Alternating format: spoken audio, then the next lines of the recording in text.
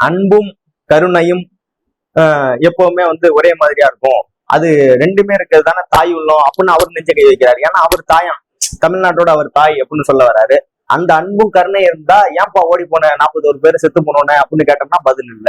ஏன்பா பனையூர்ல போய் நின்றுட்டு அங்கேருந்து வீடியோ போட்ட அப்படின்னு கேட்டோம்னா பதில் இல்ல. இப்போ வரைக்கும் ஏன்பா அந்த மக்களை நேரா போய் சந்திக்கலன்னு கேட்டோம்னா பதில் இல்ல. கேட்டா அன்பும் கருணையும் உள்ள தாய் உள்ளம் அப்படிங்கிறாரு. அவரே தட்டிக்கிறாரு. நான் தாயிடா உங்களுக்கலாம் அப்படிங்கிறாரு. அம்மாடா அப்படிங்கிறாரு.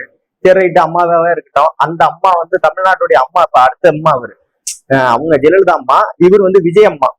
இதுல விஜய் அவர்களுக்கு ஒண்ணு புரிஞ்சுக்கணும்.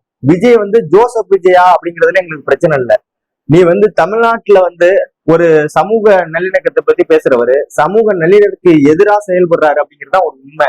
அதுக்கு எதிராக எவன் செயல்பட்டாலும் சரி, அது முகமது விஜயா இருந்தாலும் சரி, இல்ல ஜோசப் விஜயா இருந்தாலும் சரி, இல்ல தளபதி விஜயா இருந்தாலும் சரி, இல்ல தற்கூரி விஜயா இருந்தாலும் சரி, இல்ல புரட்சி தளபதி விஜயா இருந்தாலும் சரி, எதிர்த்து நிற்கும்